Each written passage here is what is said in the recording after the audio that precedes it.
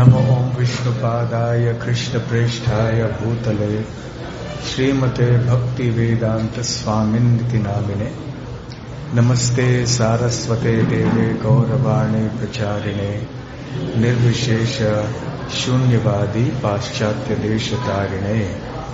जय श्री कृष्ण चैतन्य प्रभु नित्यानंद श्री अद्वैत गदाधर श्रीवासादि गौर भक्त वृंद। हरे कृष्ण कृष्ण कृष्ण हरे हरे, हरे राम राम राम हरे हरे। श्री राम जय जय राम, श्री राम जय जय राम।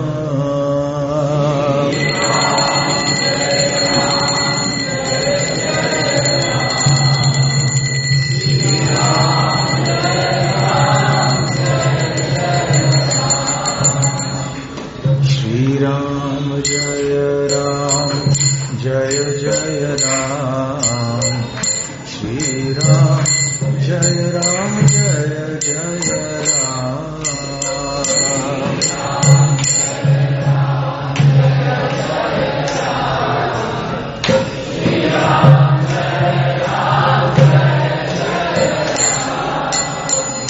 श्री राम जय जय राम, श्री राम जय जय राम।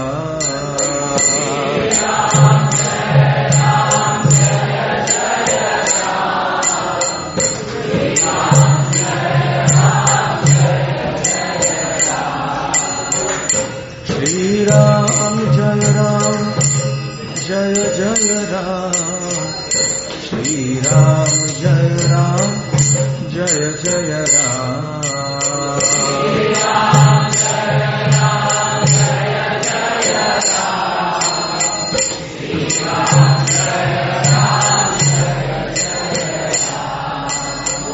सीताराम जय सीताराम, सीताराम जय लक्ष्मण हनुमान।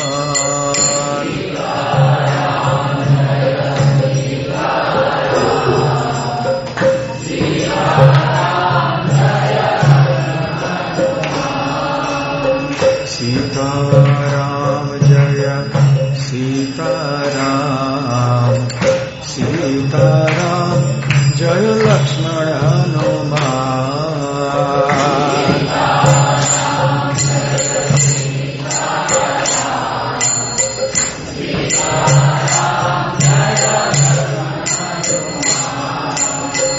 सीताराम जय सीताराम, सीताराम जय लक्ष्मण हनुमान।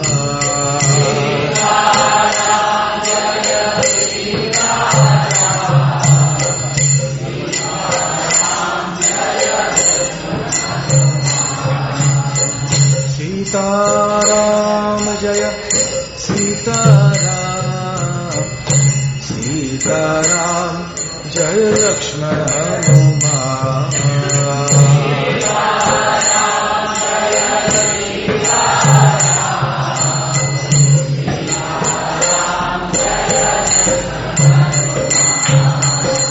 श्री राम जय जय राम, श्री राम जय जय राम।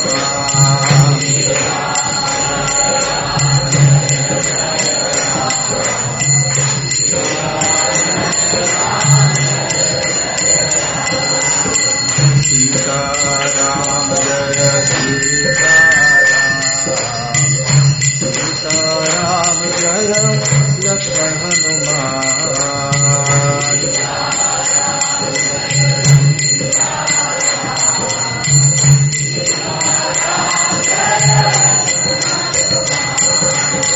सीताराम जय सीताराम, सीताराम जय Lakshman Hanuman.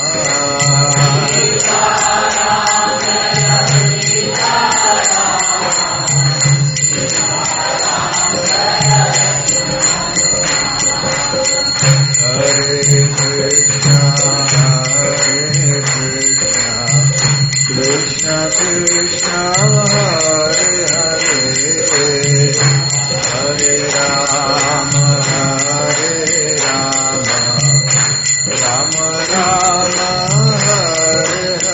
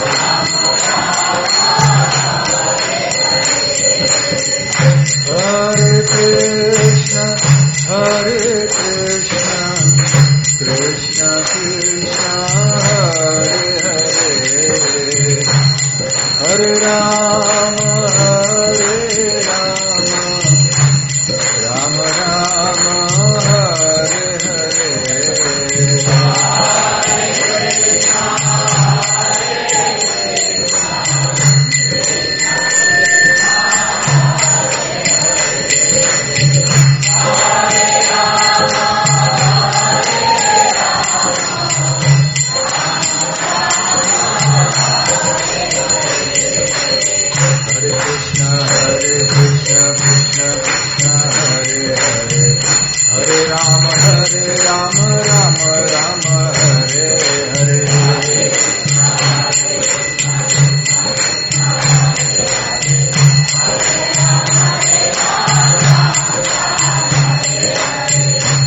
Krishna Hare Krishna Krishna Krishna Hare Hare Hare Rama Rama Rama Hare Hare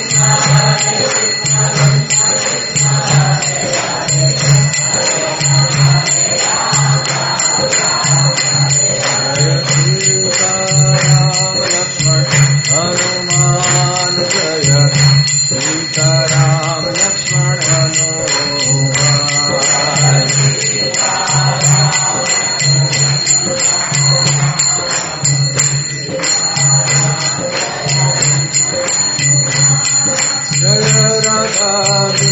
Madhav Radha Nila Madhav Radhe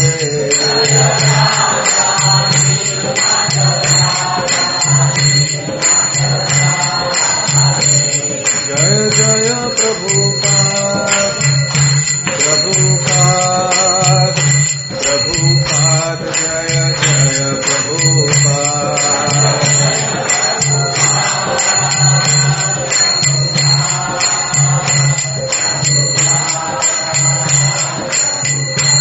Jai Gaura Hari Bol Hari Bol Hari Bol Jai Gaura Hari Bol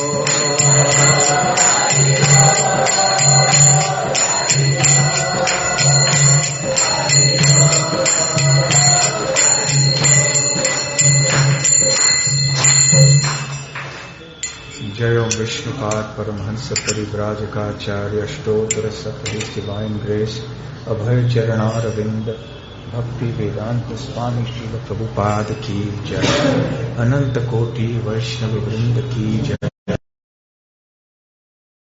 Samaveta Bhakta Vrinda Ki Samaveta Bhakta Vrinda Ki Jai Samaveta Bhakta Vrinda Ki Jai Shri Shri Guru Gauranga Ki Jai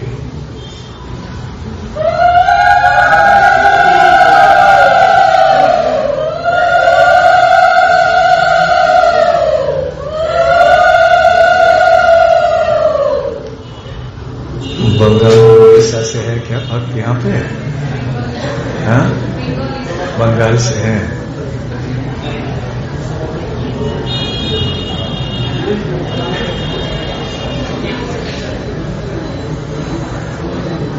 কজন বাঙালি ভক্ত হাত উপরে করুন।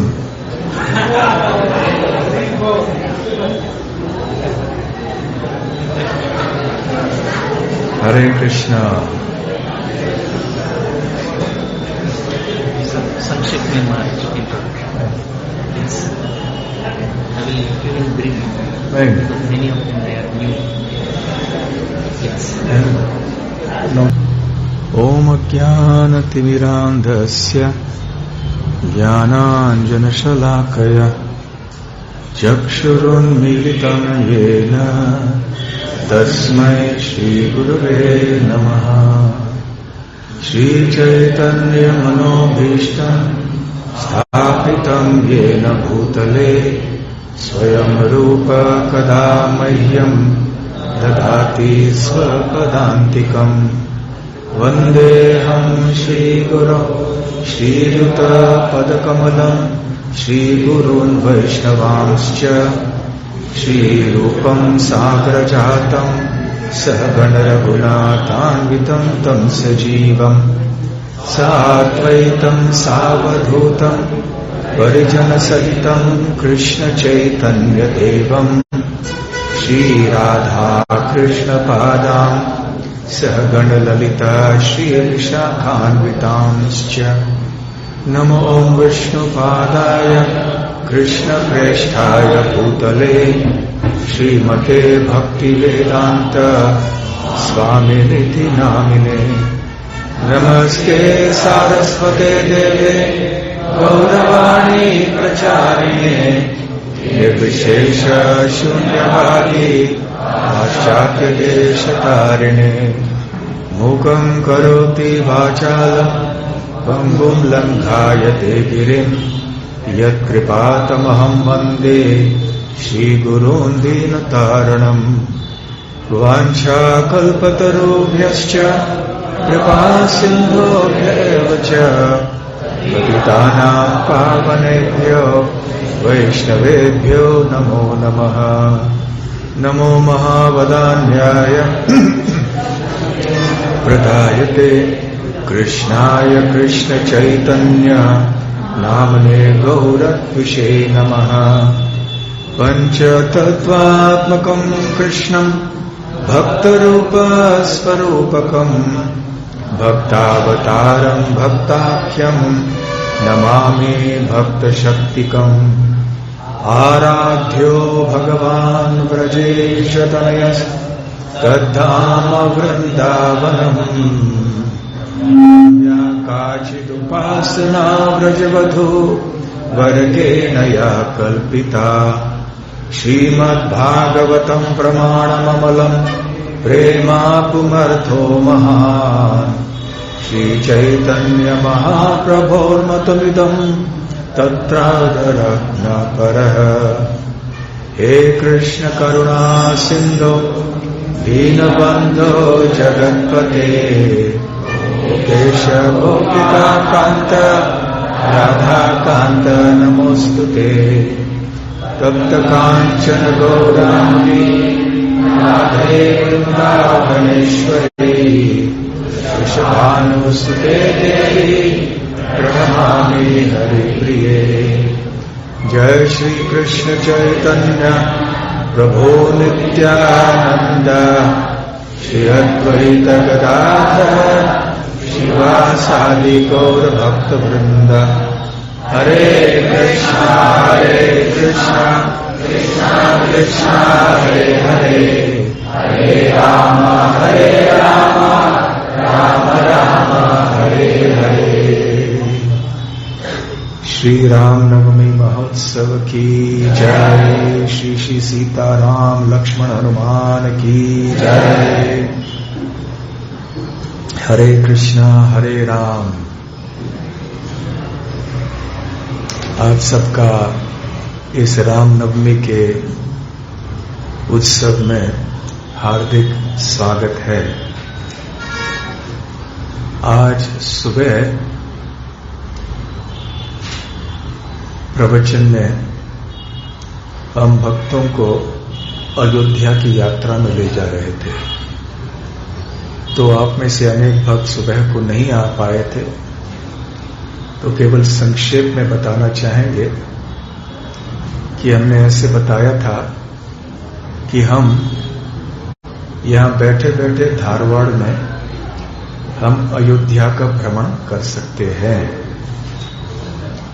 क्योंकि भगवान का धाम न केवल एक स्थान है परंतु वो एक चेतना की अवस्था भी है। यदि हमने भगवान का स्मरण किया तो हम भगवान के धाम में स्थित रहते हैं। यदि भगवान को भूल गए तो फिर हम भौतिक जगत में स्थित रहते हैं। तो चाहे हम धारवाड़ में रह रहे हों या दुनिया के किसी भी कोने में रह रहे हों, यदि हम भगवान की लीलाओं के, भगवान के उपदेशों के, भगवान के नामों का आदि श्रवण कीर्तन स्मरण आदि करते रहें तो हम भगवान के धाम में स्थित हैं। हम वृंदावन में, मायापुर में, अयोध्या में स्थित हैं। आप में से कितने भक्त अयोध्या जा चुके हैं? कितने भक्त? बहुत कम। तो इसलिए अभी हम ये यात्रा में निकल पड़े हैं। तो आप में से जो सुबह थे, आप बताइए कौन से स्थानों की चर्चा हुई थी? आप सब सुन पा रहे हैं? पीछे नहीं सुन पा रहे हैं? इल्ला बेड़ा। तो क्या करें?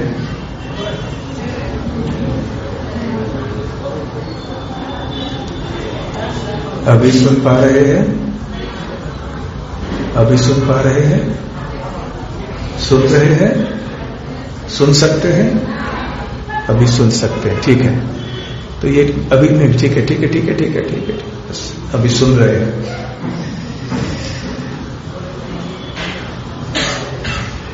मुझे पता नहीं है कि प्राचीन काल में कैसे कथाएं होती थी। शुकदेव गोस्वामी ने जब कथा की तो हजारों साधु बैठे थे। हमने कभी ऐसे नहीं सुना कि वहां पे कोई साउंड सिस्टम था, कोई लाउड स्पीकर वगैरह था। तो आज जब हम अयोध्या की यात्रा में निकल पड़े तो सबसे पहले अयोध्या की चर्चा हुई कि अयोध्या साक्षात भगवान का धाम है।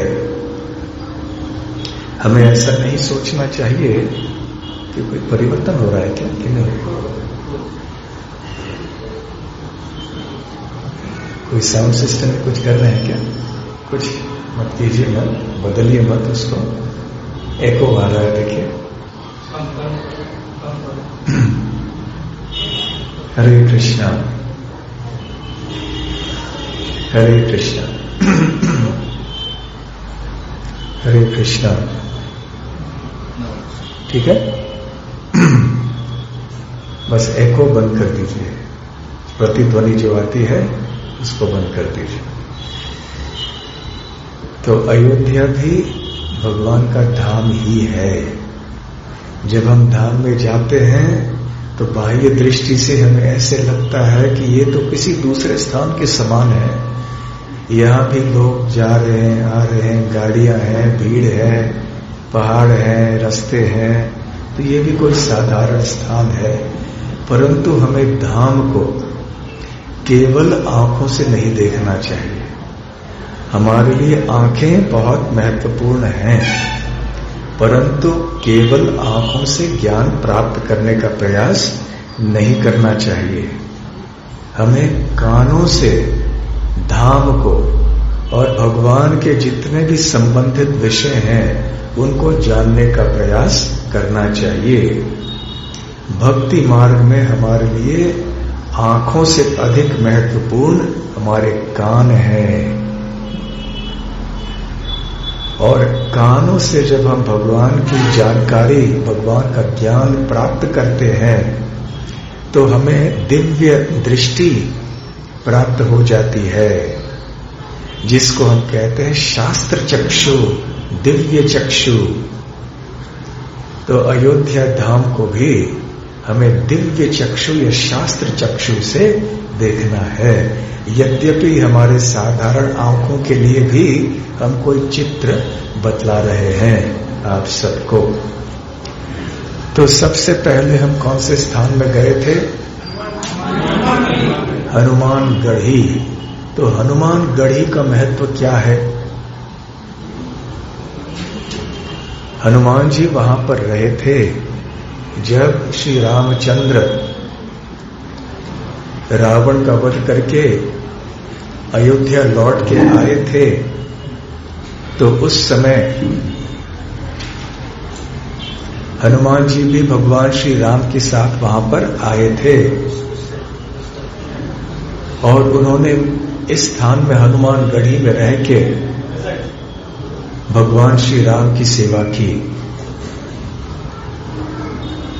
ऐसे बताया जाता है कि अयोध्या की परिक्रमा करने से पहले हमें हनुमान जी को प्रणाम करना चाहिए, उनकी कृपा प्राप्त करनी चाहिए, क्योंकि भगवान के भक्तों की कृपा के बिना भगवान की कृपा नहीं प्राप्त हो सकती, भगवान की भक्ति नहीं प्राप्त हो सकती। और हनुमान जी अयोध्या के रक्षक हैं, इसलिए हनुमान गढ़ी में जाते हैं। हनुमान गढ़ी से हम कौन से स्थान में गए थे? काले राम मंदिर या काला राम मंदिर। इसकी विशेषता क्या है? हाँ, ये सब दिखाइए। हनुमान गढ़ी के बाद काले राम मंदिर। आप में से जो सुबह नहीं आ पाए थे, आप इन चित्रों को देख सकते हैं। यहाँ पे एक शिला से सीता, राम, लक्ष्मण, हनुमान के विग्रह बनाए गए हैं। काले राम जी, काला राम जी। और ये जब बनाए गए राजा विक्रमादित्य के समय, फिर जब यवनों का आक्रमण हुआ तो थोड़े लोगों ने सरयू नदी में इनको छुपा दिया। अनेक वर्षों बाद एक ब्राह्मण आए थे महाराष्ट्र से, उनको स्वप्न में भगवान ने बतलाया कि हम नीचे हैं जल में। तो उन्होंने जल में से इन विग्रहों को बाहर निकालकर इनकी प्राण प्रतिष्ठा करके इनकी सेवा प्रारंभ की। और आज भी वहां पे महाराष्ट्र के ब्राह्मण सेवा करते हैं। तो यह है काला राम मंदिर। उसके बाद कहाँ गए थे हम संक्षेप में बता रहे हैं जिन चीजों को सुबह में चर्चा किए थे। दशरथ महल। हाँ, आगे बोलिए। दशरथ महल कौन देख रहे हैं? हाँ, दशरथ महल। यहाँ पे क्या हुआ था? दशरथ महल रहते थे और भगवान की बाल लीला यहाँ पर हुई इस स्थान में, दशरथ महल। दशरथ महाराज के बारे में भी हमने काफी चर्चा की कि दशरथ महाराज कौन है, उनकी कौन सी विशेषताएं हैं। फिर दशरथ महल के बाद थोड़े चित्र देखिए दशरथ महल के। ठीक है, आगे। हाँ, ठीक है। और तो ये विग्रह भी सीताराम लक्ष्मण के दशरथ महल में है। अच्छा, आगे कौन से स्थान में गए थे? कनक भवन। कनक भवन की विशेषता क्या है? कैकेयी ने ये सीता देवी को भेंट दिया था विवाह के बाद।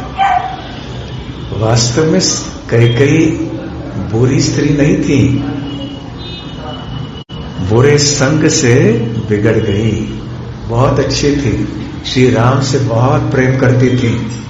जितना वो अपने पुत्र भरत से प्रेम करती थी, उतना ही प्रेम वो श्री राम से करती थी। इससे हमें सीखने को मिलता है कि संग का कितना महत्व होता है। सत्संग हो तो हमारी बुद्धि पावन हो जाती है, और कुसंग, गलत संग हो तो हमारी बुद्धि भ्रष्ट हो जाती है। हालांकि हमें जानना चाहिए कि कैकेयी देवी भी भगवान की मां है, तो ये एक साधारण बात नहीं है, ये भी एक लीला है भगवान की। तो सीता राम के विवाह के बाद कैकेयी देवी ने ये कनक महल, कनक भवन सीता देवी को भेंट दिया। कनक अर्थात सोना, सोने का महल बनवाया। और विवाह के बाद श्री राम और सीता यहाँ पर इस भवन में रहते थे। कनक भवन के थोड़े और चित्र दिखाइए।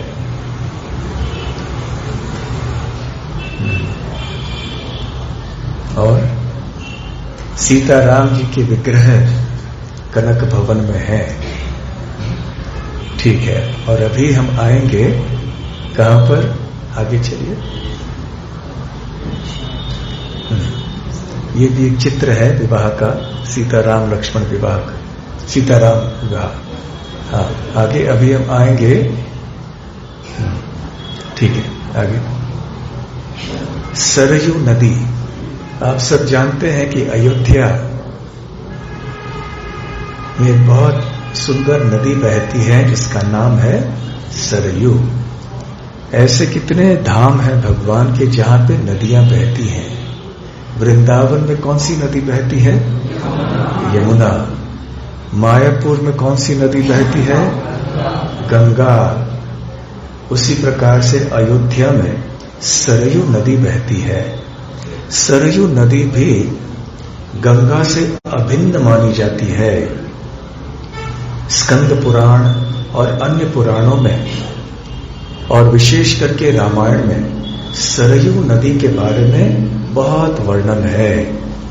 बहुत ही पावन नदी मानी जाती है। सरयू नदी का जल बिल्कुल चिन्मय है, आध्यात्मिक है और गंगा से कोई इसमें भेद नहीं है। सरयू नदी के तट पे अनादिकाल से बहुत ऋषि मुनि रहते थे और वहां के तट में जो प्राकृतिक सौंदर्य है वो भी बहुत ही आकर्षक है। सरयू नदी वैसे गंगा को जाके मिलती है। गंगा की सहायक नदी है। अंग्रेजी में इसे ट्रिब्यूटरी कहते हैं। आप जानते हैं कि जैसे गंगा बहती है गंगोत्री से लेकर फिर समुद्र तक, गंगा सागर में वो समुद्र से मिलती है, परंतु इस रास्ते में बहुत सारे नदियां आके गंगा को मिलती हैं और फिर जब समुद्र के पास में आती है गंगा, फिर गंगा बट जाती है। तो जो मिलने वाली नदियां हैं गंगा को, उनको सहायक नदी कहते हैं। हर एक बड़े नदी के सहायक नदियां होती हैं। तो गंगा के कोई सहायक नदियों के नाम आप बता सकते हैं?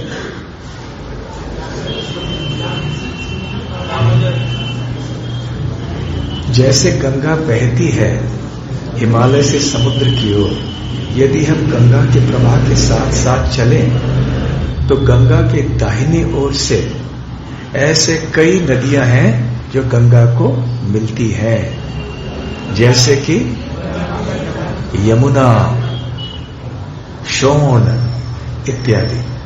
और उसी तरह से बाएं तरफ से भी मिलते हैं कई नदियां, जैसे कि गंडकी नदी, घाघरा नदी, जो कि इस जब वो गंगा से मिलती है तो उनको सरयू नदी कहते हैं।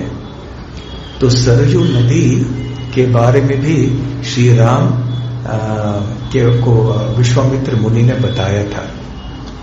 परंतु ये सरयू नदी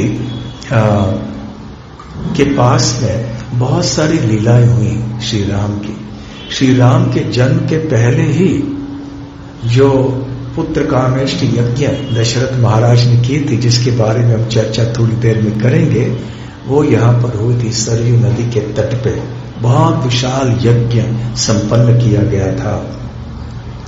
और बाद में जब श्री राम प्रकट हुए और विश्वामित्र मुनि आए और उन्होंने दशरथ महाराज से निवेदन किया कि हम श्री राम को और लक्ष्मण को ले जाना चाहते हैं हमारे आश्रम में, वहां पे हम असुरों, जो असुर हैं, जो राक्षस हैं, जो हमें बहुत हैरान कर रहे हैं, हम उनका दमन करना चाहते हैं।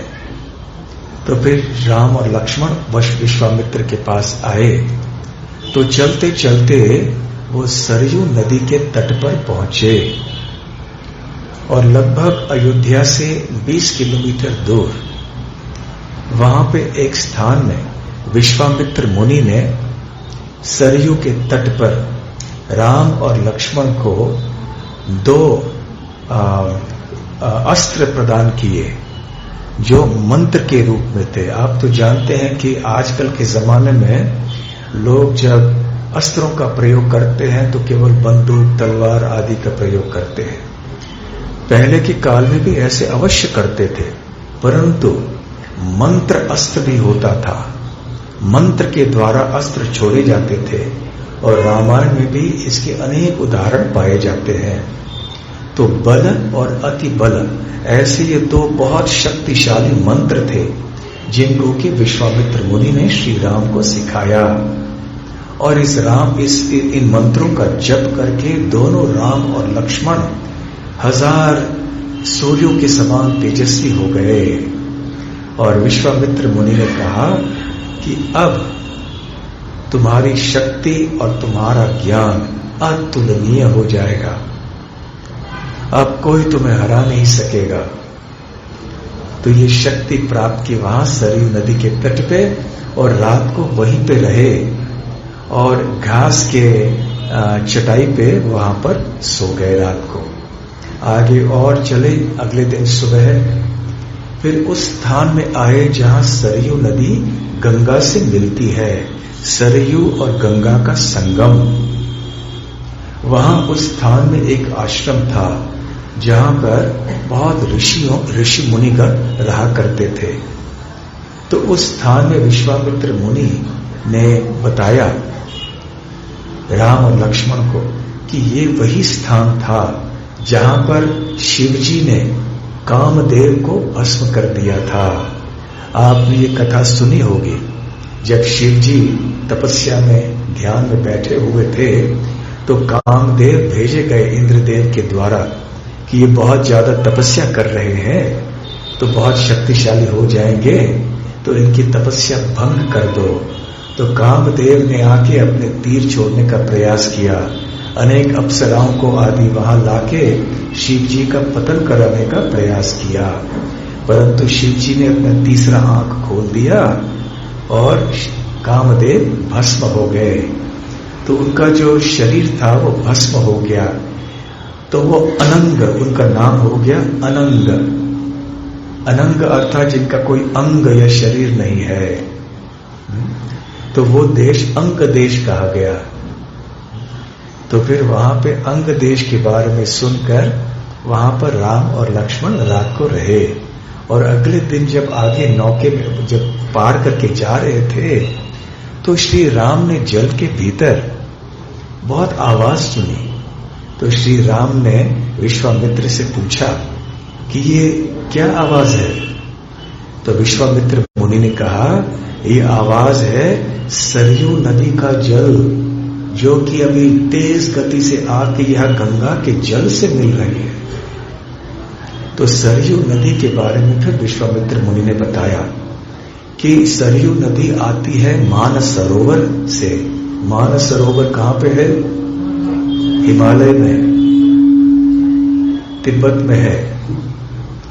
ये सरोवर ब्रह्मा जी के मन से उत्पन्न हुआ, मानस सरोवर, इसलिए मानस सरोवर या मानस सरोवर कहा जाता है इसको।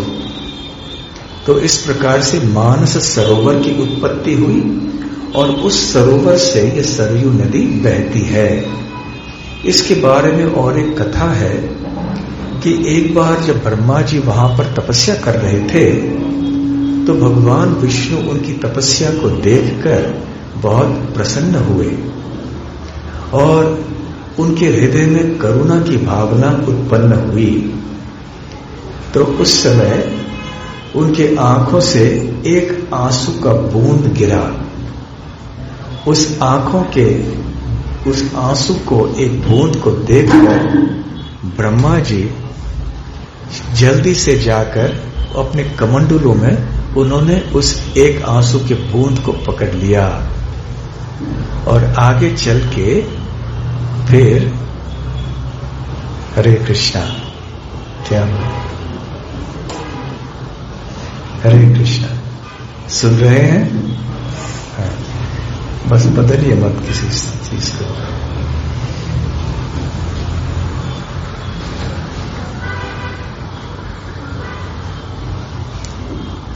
तो फिर आगे चल के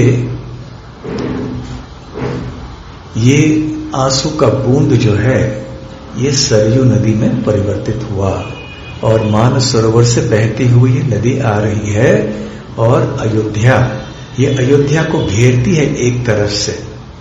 एक आधा जो कंगन होता है तो वैसे वो घेर रही है, कई बार देखा जाता है कि धाम को ऐसे कोई पवित्र नदी घेर लेती है।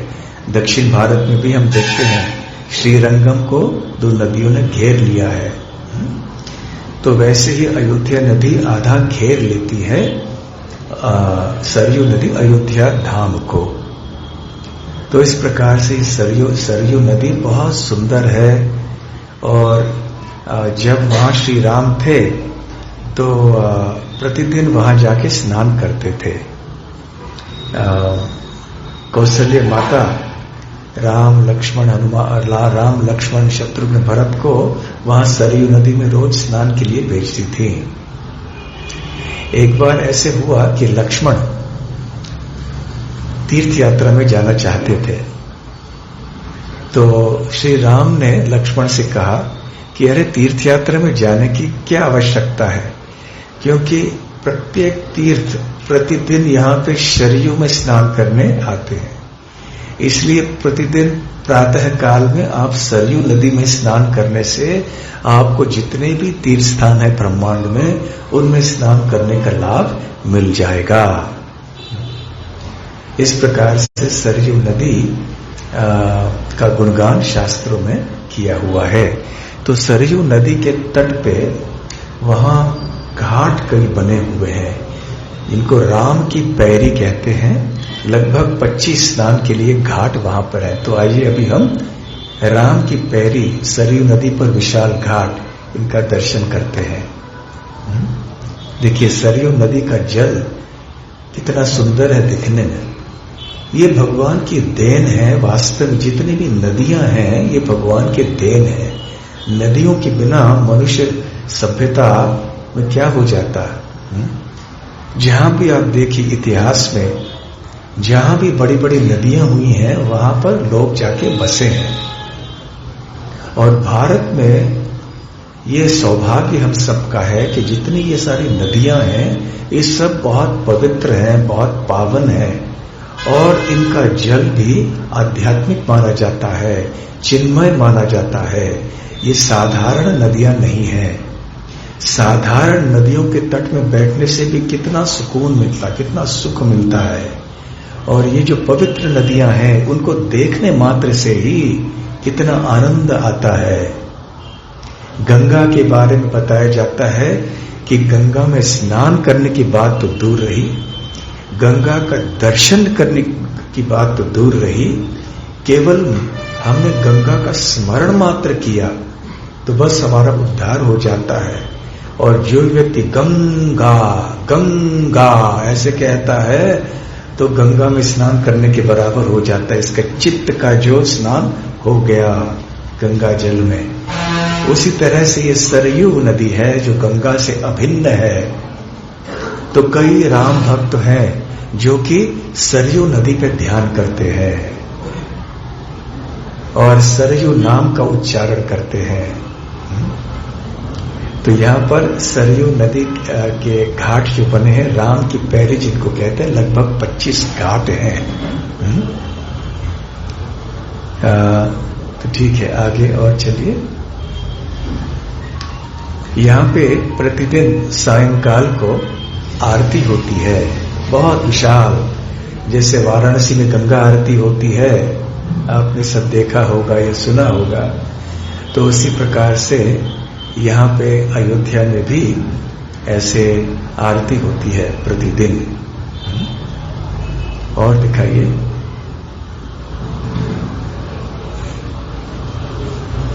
सरयू नदी के तट पर सुंदर दृश्य, आरती और जो दीप है वहां पे।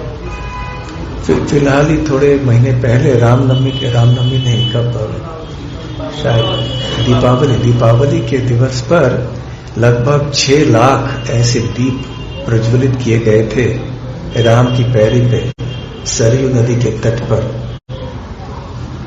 तो जो अपूर्व था, ऐसे कभी इतने सारे दीप एक साथ में नहीं प्रज्वलित किए गए हैं किसी भी स्थान में। हाँ, और कोई चित्र है? ठीक है। तो अभी हम आए। वैसे हर एक स्थान के बारे में बहुत लंबी चर्चा हो सकती है, परंतु हमें थोड़ी देर में अयोध्या की यात्रा एक बार तो समाप्त करनी है, इसलिए काल की सीमा है। तो हम आगे चलते हैं राम जन्मभूमि पे। राम जन्मभूमि का नाम किसने नहीं सुना है? अभी कितने वर्षों से विवादित विषय है, और यहाँ पे भगवान श्री राम का जन्म हुआ है, और ऐसे स्कंद पुराण में भी वर्णन है। यहाँ पे जो मूल सिंहासन है, आगे दिखाइए, उसमें भगवान श्री राम का विग्रह है बाल रूप में, जिसको राम लला कहते हैं। उस स्थान में तो राम लला की पूजा वहां पर होती है, और उनके साथ में उनके भाई भरत, लक्ष्मण और शत्रुघ्न हैं। ये बहुत प्राचीन मंदिर था, परंतु लगभग 500 साल पहले ये मंदिर को तोड़ा गया। फिर बाद में अनेक पुण्यवान लोगों ने प्रयास किया बांधने और निर्माण करने का। तो ऐसे अभी एक बहुत बड़ा मंदिर बनने जा रहा है। तो ये भी देखिए, अभी जो छोटा मंदिर है रामलला का, यहाँ श्री राम लला का दर्शन हम देख सकते हैं। आगे, और ये एक शिला है जो लंका से आई है। लंका, श्रीलंका के सरकार ने ये शिला भेंट की है। श्रीलंका के अशोक वाटिका में सीता मंदिर की शिला, जो कि श्रीलंका के सरकार ने यहां भेंट दिया। तो अशोक वाटिका तो जानते हैं, जब सीता देवी रावण के कब्जे में थी, तो रावण ने सीता देवी को अशोक वाटिका में रखा था। और आगे, ये बहुत बड़ी शिला है। ऐसे 2 शिलाएं आई थी। शिला अर्थात पत्थर, ये दिव्य पत्थर होते हैं। ये काली गंडकी नदी, ये काली गंडकी नदी कहाँ पे है? नेपाल में। वहां उसकी विशेषता क्या है इस नदी की? वहां से शालिग्राम शिला मिलते हैं। वो एक ही स्थान है दुनिया में जहां एक ही नदी है जहां से शालिग्राम शिलाएं मिलती हैं, और किसी अन्य स्थान में नहीं मिलते हैं शालिग्राम शिलाएं। तो वहां से ऐसे 2 शिलाएं लाई गई, और ऐसे बताया जाता है कि इनसे फिर रामलला के विग्रह बनाए जाएंगे। ठीक है, आगे। अभी जो नया मंदिर बनने जा रहा है, इसका चित्र है। तो इस प्रकार से कल्पना है कि मंदिर ऐसे बनेगा, क्योंकि जगह सीमित है। इससे बड़ा ये फिर भी काफी बड़ा है, क्योंकि जगह सीमित है, इसलिए इससे ज्यादा बड़ा नहीं बना पाए। अन्यथा श्री राम के जन्म स्थान में तो इतना विशाल, और भी विशाल मंदिर होना चाहिए। अब अंदर का दृश्य भी, कैसे मंदिर अंदर से रहेगा, ये भी दृश्य है। ठीक है, आगे चलिए। और यहाँ कार्यालय, जिसमें अभी मंदिर के निर्माण के कार्य सारे चल रहे हैं, जो शिलाएं हैं वो सब यहाँ पर हैं। तो निर्माण कार्य जोरों से चल रहा है। शायद हमने सुना कि अगले साल में शायद उद्घाटन होगा मंदिर का, सन 2024 में। आगे चलिए। ये घंटा है जो कि रामलला के मंदिर में स्थापित होने वाला है। हाँ, तो दुर्लभ विवरण और उन सभी जगहों के तस्वीर जहां भगवान राम की अपनी लीलाएं की थी, ये सारी चीजें भी वहां पर होंगी। ठीक है, अब आगे। अब राम जन्मभूमि से हम थोड़े दूर जाएंगे, लगभग 20-22 किलोमीटर दूर। इस स्थान का नाम है नंदीग्राम। नंदीग्राम के बारे में आप सबने सुना है। नंदीग्राम में क्या हुआ? भरत महाराज वहां पे रहते थे। ये नंदीग्राम, जैसे मैंने कहा, अयोध्या से थोड़ी दूरी पर है। तो जब श्री रामचंद्र वनवास में चले गए, कैकेयी का षड्यंत्र था कि कैकेयी का पुत्र भरत राजकुमार बन के आगे राजा बनेगा। परंतु भरत की कोई इच्छा नहीं थी। जब श्री राम सीता देवी और लक्ष्मण देव के साथ में चले गए तो भरत महाराज ने राज सिंहासन पर बैठने से मना कर दिया। दशरथ महाराज ने भी अपने प्राण त्याग दिए, वो भी भगवान के धाम में चले गए। तो वहां पे भरत महाराज अब राजा बन सकते थे, राज सिंहासन पर बैठ सकते थे, परंतु उन्होंने नहीं मानी इस प्रस्ताव को। उन्होंने नंदीग्राम में जाके श्री राम की जो पादुकाएं हैं उनको राज सिंहासन पे रखा और वहीं से उन्होंने राज्य को संभाला। श्री राम का प्रतिनिधि बनके रोज श्री राम की पादुकाओं की उपासना करते थे वो, और वहां पर एक जटाधारी तपस्वी साधु के समान रहते थे। उनका शरीर ढका हुआ रहता था कलवल से। कलवल अर्थात जो वृक्ष की छाल होती है या कभी कभी जो मृग की छाल होती है, उसके वस्त्र ऐसे पहनते थे। पुराने जमाने में जंगल में रहने वाले जो साधु होते थे, तो भरत महाराज की बाल जो है वो भी जटाओं के रूप में बंधे हुए थे। तो ऐसे रहते थे भरत महाराज वहां पर, बहुत कड़ी तपस्या करते थे, थोड़ा कुछ खाते थे, कभी नहीं भी खाते थे, कंद मूलों पे जीते थे वो। तो ऐसे पूरे 14 वर्ष भरत ने इस नंदीग्राम नाम के स्थान में बिताया। जब श्री राम लौट के आ गए अयोध्या से, तो जैसे जैसे पुष्पक विमान में वो उड़ते हुए आ रहे थे, तो जिस रास्ते से वो आए थे उसी रास्ते से वो लौट के आ रहे थे। तो सीता देवी को और वानरों को वो विभिन्न स्थानों के बारे में परिचय दे रहे थे कि यहाँ पे ऐसे हुआ, वहां पे ऐसे हुआ। तो पुष्पक विमान से वो दिखा रहे थे सबको, जैसे हम कोई हवाई जहाज में ऊपर से जाते हैं, देखते वहां देखो ये है, वहां वो है, दिखाई पड़ता है। तो पुष्पक विमान तो साधारण विमान की तरह नहीं है।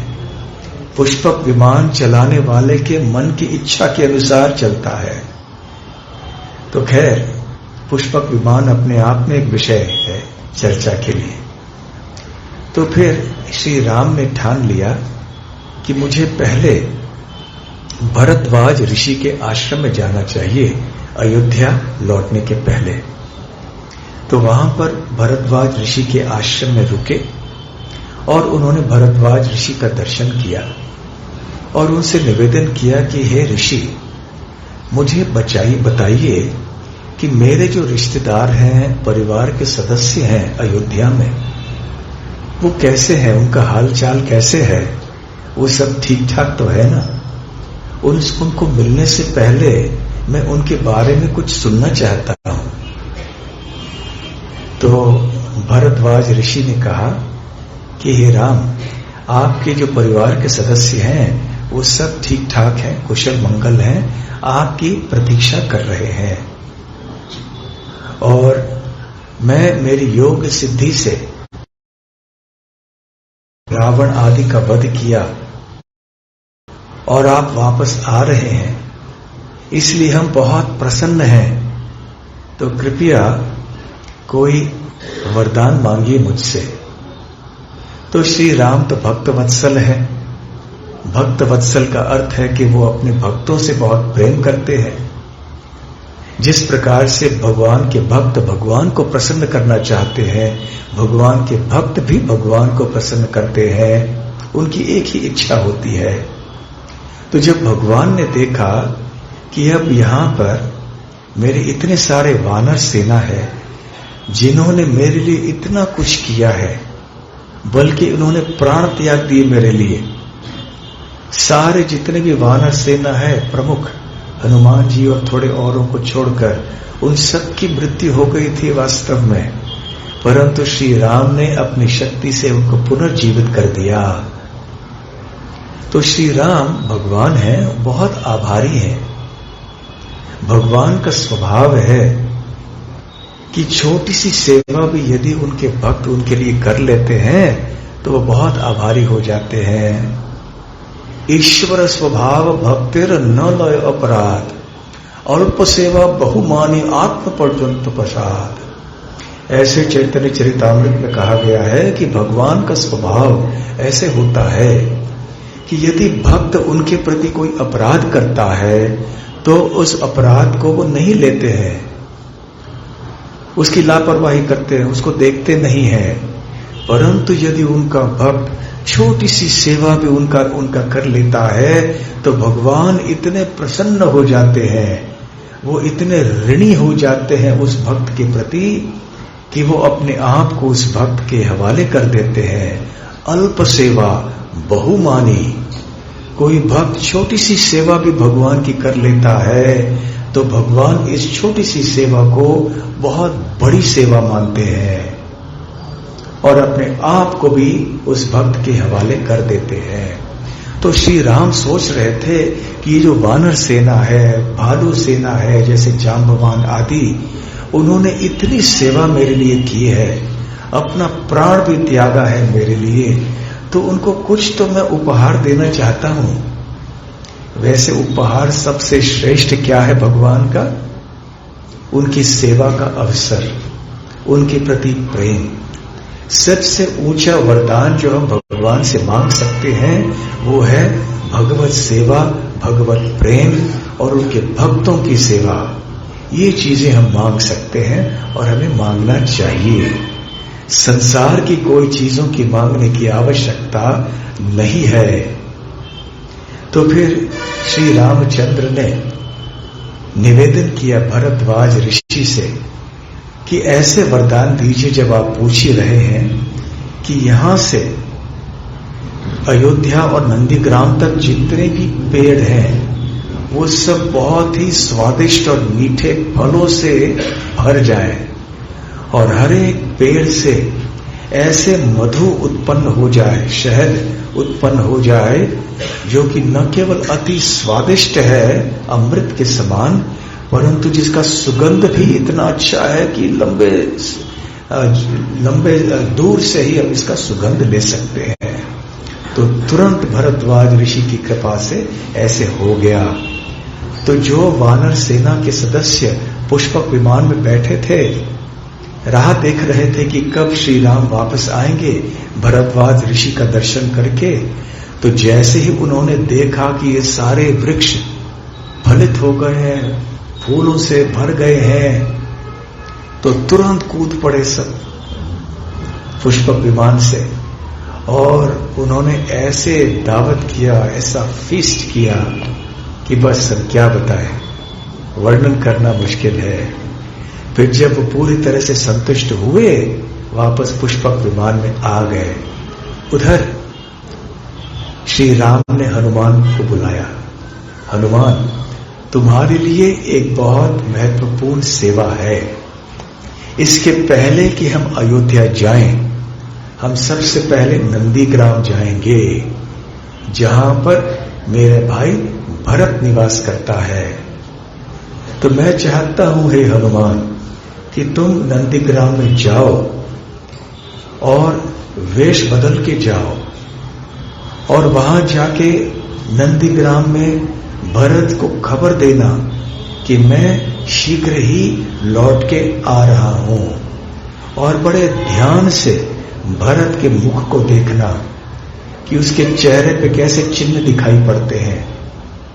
यदि तुम्हें लगा अभी भरत ने कोई ऐसी बात कह दी कि नहीं नहीं राम नहीं लौट के आए, नहीं नहीं मैं ही राजा बनना चाहता हूं, यदि राम, क्षमा कीजिए, यदि भरत अपने वाणी से या अपने व्यवहार से ऐसे दर्शाए कि वो राजगद्दी की सुविधाओं को और भोगों को स्वीकार करना चाहता है, और यदि वो माता कैकेयी के कहने पे भी क्यों न हो, यदि तनिक भी भरत के हृदय में इच्छा हुई राजगद्दी पर बिठाने के लिए, तो मैं प्रसन्न हूं भरत को राजगद्दी पर बिठाने के लिए।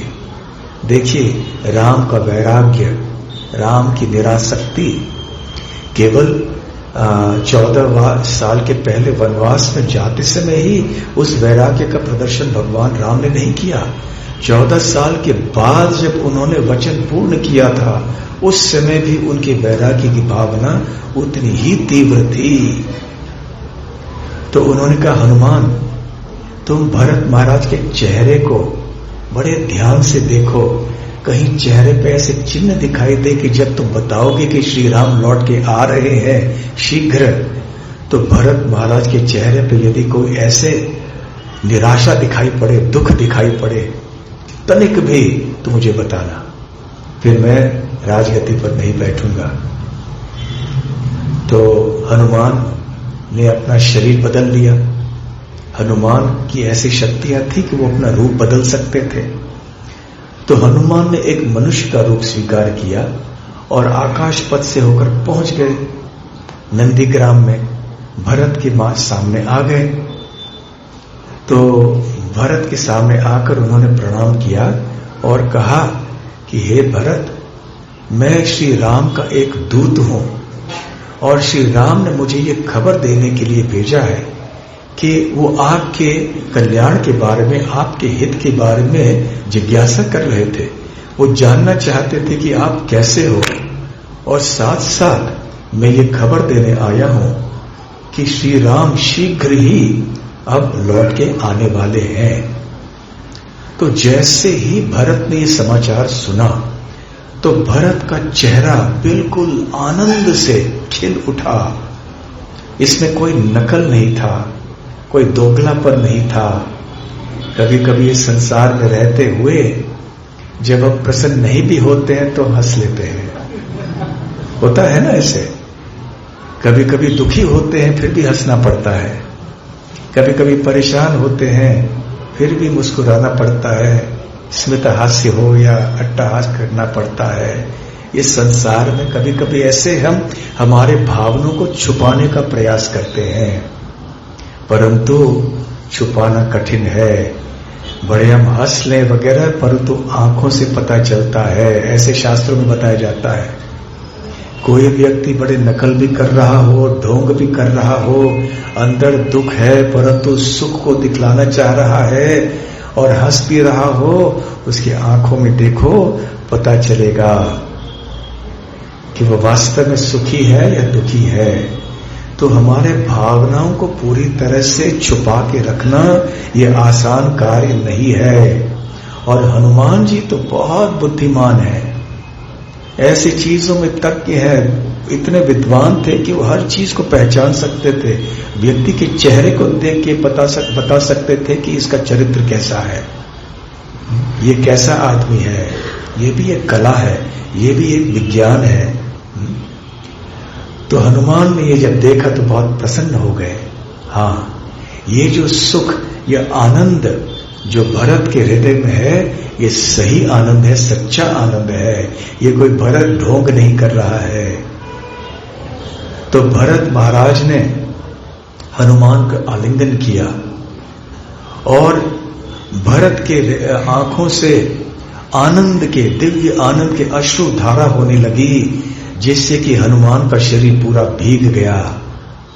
और फिर भरत ने हनुमान से खबर दी, जिसकी राह प्रतीक्षा में 14 वर्षों से कर रहा था, और मैं इतना प्रसन्न हूं कि अब मैं तुम्हें 1 लाख गाय दान में देता हूं और 100 गांव भी दान में देता हूं और 16 ऐसी कन्याएं मैं भी दान में देता हूं जिनसे विवाह तुम कर सकते हो। अब कहां हनुमान विवाह करेंगे ना, वो तो ब्रह्मचारी है।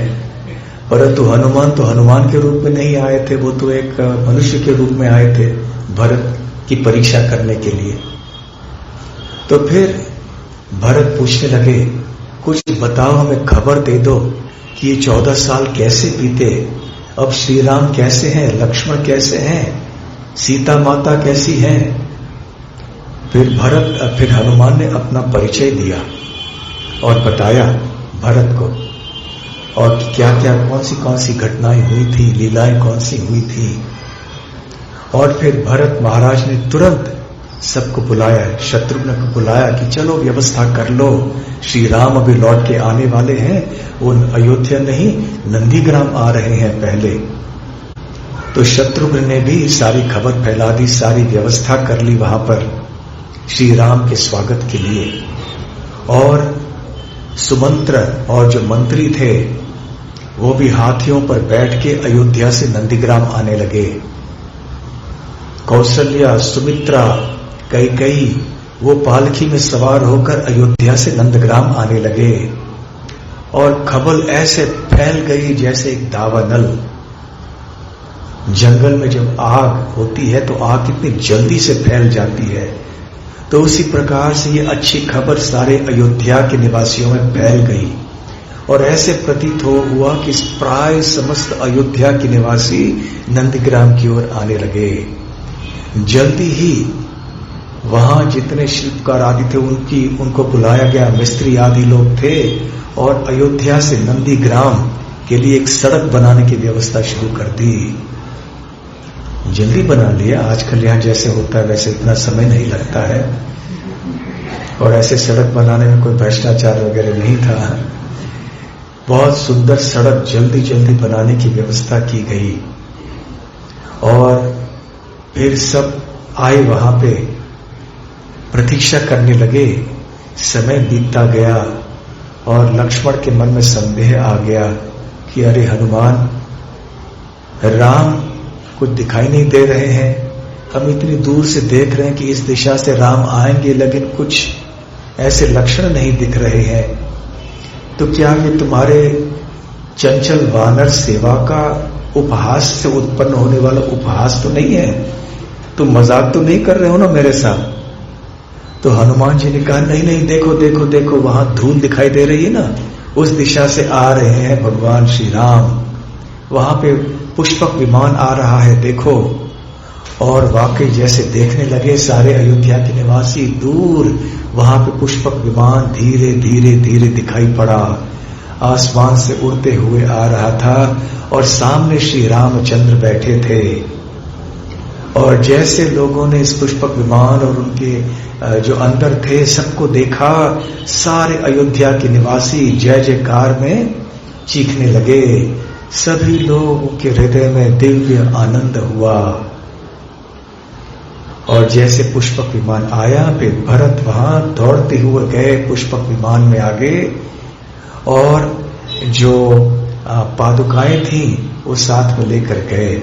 श्री राम ने भरत को का आलिंगन किया और बहुत आनंद से फिर पूछा कि हे भरत कैसे हो। भरत ने भी वो कुछ कह नहीं पाए क्योंकि आनंद के आंसू बह रहे थे। और फिर उन्होंने उन पादुकाओं को श्री राम के चरणों में रखा और कहा कि यहां हे राम, आपके राज्य में आपने ही राज्य चलाया है, आपकी पादुकाओं ने राज्य चलाया है, यहां पर सब कुछ कुशल मंगल है आपकी कृपा से। जो हमारे भंडार हैं धान्य आदि के, वो सब भरे हुए हैं, जो धन के भंडार है वो भी सोने चांदी आदि से भरे हुए हैं, और जो प्रजा है वो भी पूरी तरह से संतुष्ट है, जो हमारी सेना है वो भी 10 गुना ज्यादा बढ़ गई है। तो हर दृष्टि से यहां सब कुछ कुशल मंगल है। उधर फिर श्री राम उतरे, सीधे अपने माता कौशल्या के पास गए, उनके चरण कमलों को स्पर्श कर लिया। फिर सुमित्रा देवी के पास गए, फिर कैकेयी माता के पास गए। सभी बहुत प्रसन्न हो गए। कैकेयी माता का हृदय अभी पूरी तरह से बदल चुका था इन 14 वर्षों में। अभी फिर भी वो बहुत पछता रही थी कि उन्होंने कितना गलत काम किया था। फिर वशिष्ठ कुल गुरु वशिष्ठ से मिले श्री राम, और ऐसे यथा उचित वैसे श्री राम सबसे मिलने लगे। और फिर वहां पे भरत ने श्री राम से कहा कि कृपया अभी आप राज सिंहासन पर बैठिए, अभी आपका राज्य अभिषेक होगा, हम करेंगे। तो तो अन्यों ने भी जब निवेदन किया तो श्री राम तैयार हुए। तो फिर अयोध्या के लिए सब चले और अयोध्या में फिर श्री राम का राज्याभिषेक हुआ। उसके बाद श्री राम ने कितने साल राज्य किया? 11,000 वर्षों तक राज्य किया। तो खैर ये है नंदीग्राम।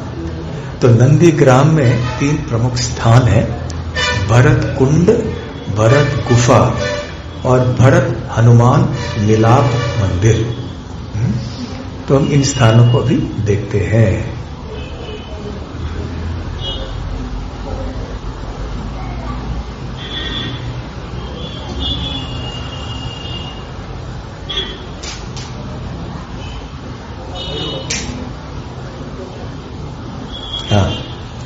नंदीग्राम में भरत कुंड,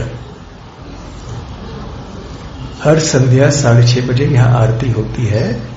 तो भरत कुंड ये बहुत बड़ा कुंड है और ऐसे बताया जाता है कि भरत कुंड में भरत स्नान किया करते थे, स्नान के लिए रोज जाते थे।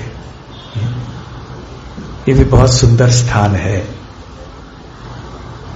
हाँ, फिर आगे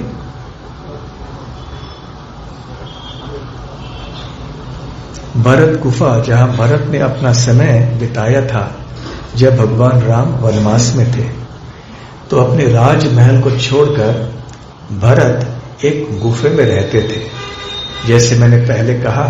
और भरद्वाज ऋषि ने भी श्री राम को कहा था कि भरत बहुत कड़ी तपस्या का जीवन जी चुका है और अब भी जी रहा है 14 सालों से। जटाधारी बन गया है, कंद मूलों पर निवास करता है। तो ऐसे भरत ने अपना समय बिताया। हाँ, आगे ये श्री राम की पादुकाएं हैं, भगवान राम की पादुकाएं, जिन्हें भरत ने तब पूजा था जब भगवान राम वनवास में थे। हाँ, आगे प्राचीन भगवान राम भरत विलाप मंदिर, वह स्थान जहां भगवान राम और भरत की मुलाकात भगवान राम के श्रीलंका से लौटने के बाद हुई थी। एक मिनट, हाँ, यह वास्तव में भरत हनुमान मिलाप मंदिर भी है ये इस स्थान में। तो खैर ये है नंदीग्राम। तो जब भी आप अयोध्या जाएंगे तो अवश्य नंदीग्राम भी होकर आइए। श्री नंदीग्राम धाम की जय। नंदीग्राम से और भरत के उदाहरण से हम बहुत कुछ सीख सकते हैं। रामायण लीला ऐसी है कि हमारे लिए सीखने लायक बहुत कुछ है। इसलिए श्री राम को मर्यादा पुरुषोत्तम कहते हैं कि वो आदर्श मनुष्य कैसे बनना चाहिए वो सिखलाते हैं। और उनके भाइयों ने भी उन्हीं की तरह हमें सिखलाया है कि हमें कैसे रहना चाहिए। तो चलिए आगे चलते हैं क्योंकि समय बीत रहा है। अब हम जाएंगे मखौड़ा धाम में। तो ये भी अयोध्या से लगभग 19 किलोमीटर दूरी पर है और ये मनोरम नदी के तट पे है।